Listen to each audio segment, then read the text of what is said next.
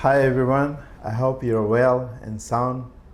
Before start, I would like to pay my respect and acknowledge our traditional owner, past, present, and the future. Today I'm going to present to you topic cultivating food sovereignty, harnessing traditional wisdom.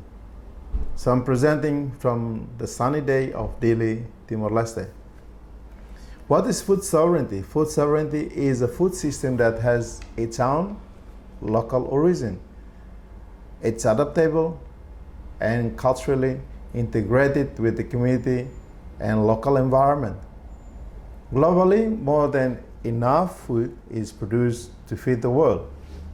However, recent globalization of the free market system has eroded local control of food production and consumption in many areas of the globe. As a result, traditional diets have been undermined, leading to malnutrition.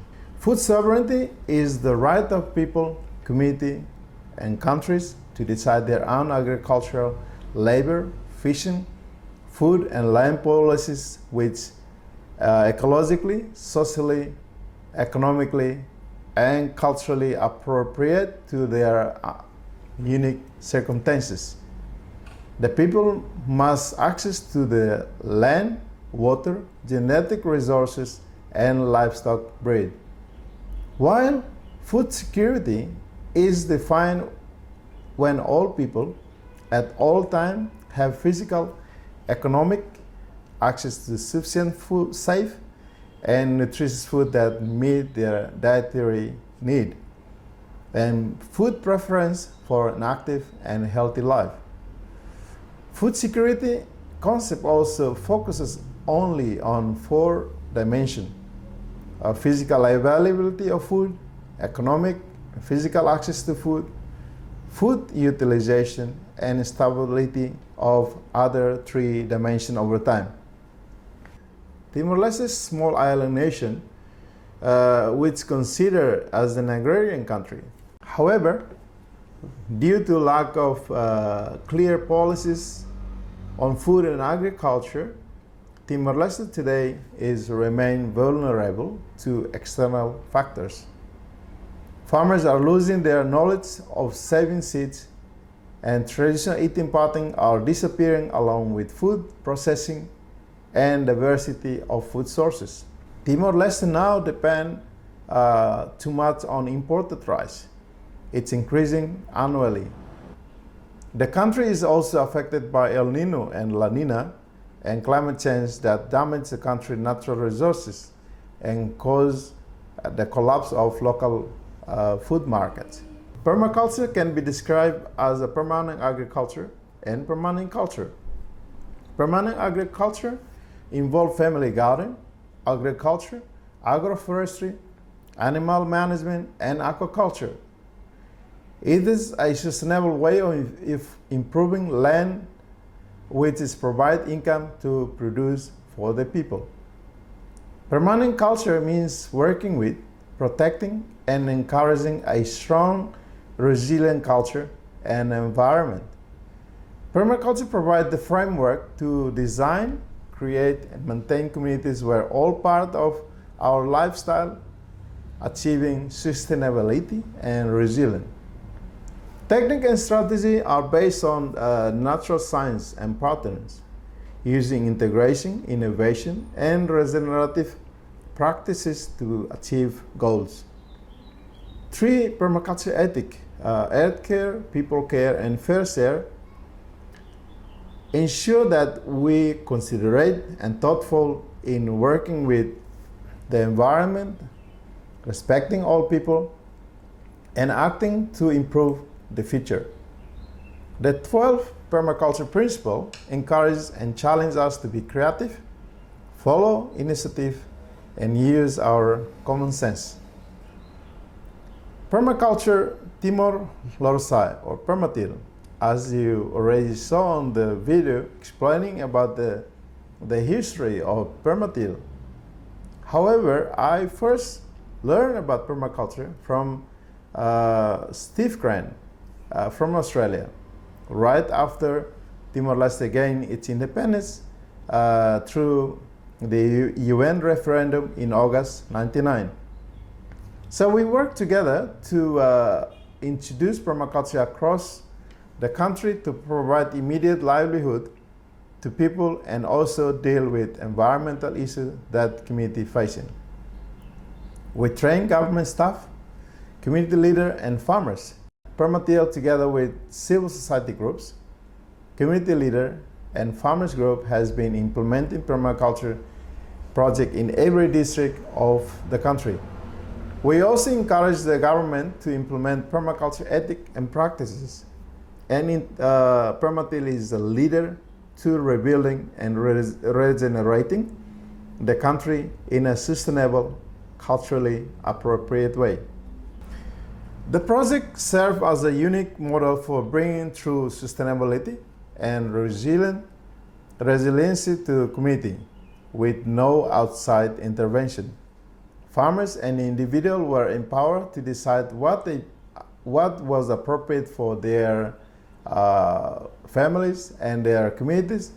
Through cost-efficient and nature-based solutions and eco-based approaches, we work with local people to address the societal and environmental challenges. Permatil has 5 priority areas. First priority is permaculture in action. 74% of Timor-Leste population aged below 35 years old, makes 67% of the working age population, yet only 14% are actively participating in the labor force. Targeted strategies are urgently needed to motivate and mobilize Timor-Leste's youth to develop a community of young leaders and support the next generation to create sustainable generation change. So by investing in youth today, Permatil is equipped next generation of citizens with knowledge, skill, capacity, and confidence to significantly improve rural livelihood. The Perma-Youth Camp is an annual event of Permatils. As you see on the video as well, since 2008, 6 national and 5 district camps have been organized, and over 5,500 young people have been trained. Permanent Youth Movement in Timor-Leste brings together young people to learn about sustainable agriculture, local food, caring for the environment, water conservation, leadership, and working as a team. The Permanent Youth Movement built up youth volunteerism, which is an important factor for societal transformation in communities. Every site has been used for Permanent Youth Camp has become youth learning center that use local resources, appropriate technology, and low-cost solution. The priority second is planting water, growing communities. Water scarcity is a critical issue throughout Timor-Leste. Spring and water source dries out during dry season. This is negatively impacting on community access to clean water for household consumption as well as for agriculture production. The lack of rural livelihood accessibility to water disproportionately affecting women and children. To address this issue, Permatil launched an action campaign called Planting Water, Growing Communities. It's focused on community-based water restoration and catchment management using natural-based solutions and indigenous knowledge. This aims to increase community knowledge, skill, and attitude around effective watershed management using approaches that are scalable and cost-efficient. This process inclusive and right-based and has multiple benefits for climate change adaptation, biodiversity, and human well-being. Indigenous knowledge of the land, environment, and how it has changed over time is the starting point for any intervention. Permatil developed intervention in partnership with community, sharing knowledge about sustainable water cycle, how to effectively plant water, as well as giving specific technical advice so community can maintain the intervention. Over time, this will store water, refresh groundwater, and reforest surrounding arid areas. The project will also immediate effect by slowing down the flow of water in rainfall event, thereby reducing erosion and the effect of flash flooding. The reservoir may be used for aquaculture, improving local food production. Permatil has successfully revived more than 400 water springs that now have running water all year round. For this intervention has been done in more than 500 community across Timor-Leste. So the priority 3, reforestation, that planting multiple functioning tree species for sustainable land management. Forest logging, burning and land clearing practices destroy forests, contributing to climate change. Many trees planting projects planting species for market purpose only, and usually the species are invasive. And the introduced trees take too much groundwater and nutrient from the ground, as this can kill other trees, creating a monoculture forest. Permatil programs focus on planting multiple function tree species for sustainable land management. This includes tree species that provide food sources for the community, home for the wildlife, improve soil fertility, provide sustainable wood fuel, and at the same time reduce carbon emission. For the past few years, Permatil has planted over 50,000 of tree species that cover at least 12,500 hectares of land. Priority 4, permaculture gardening in schools. Facilitate learning in a living science laboratory. In 2015, Timor-Leste has adopted the policy of school gardening known as Horta Escolar. So the school gardening program was declared as a compulsory subject under discipline of art and culture for all basic education students, with a unit called TOS Permacultura. So as you see here, we have the book for the kids. This includes garden design, organic compost making, multiplying microorganisms, seed saving, living fence, horticulture, and tree nursery. This includes creative way of reusing trash by the school student, and if implemented in all schools, would begin to transform learning environment in the primary school. The main objective of school gardening are create a living laboratory by shifting from passive learning inside classroom into an active learning outside classroom. Learn better nutrition and help students and their families creating kitchen gardening at the household level.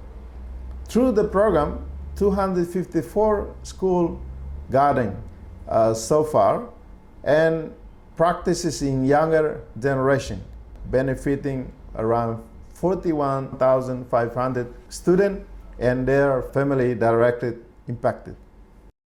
Priority 5 is scaling up from local to the global. As you see on the history video as well, that in 2018, Permatil published an updated book, expanded international edition from Permaculture Guidebook. This new edition is called International Edition, a gift from Timor-Leste to the world. This tropical permaculture guidebook is published in English and Tetum language with 4 key tropical languages such as French, Portuguese, Spanish, and Bahasa Indonesia, currently being planned. A year later, in 2020, with the support from Permateel's international volunteer, which is I could not mention all of their name. However, Permateel Global was established in Australia as an NGO to support Permateel Timor-Leste and take permaculture tools and knowledge to everyone, everywhere through education resources, including new language, through education resources. So it's about the Tropical Permaculture Guidebook. Last practical guidebook towards strong, resilient, and sustainable community across the globe. So right now, over 120,000 chapter has been downloaded in over 174 countries around the globe. So thank you very much for your attention.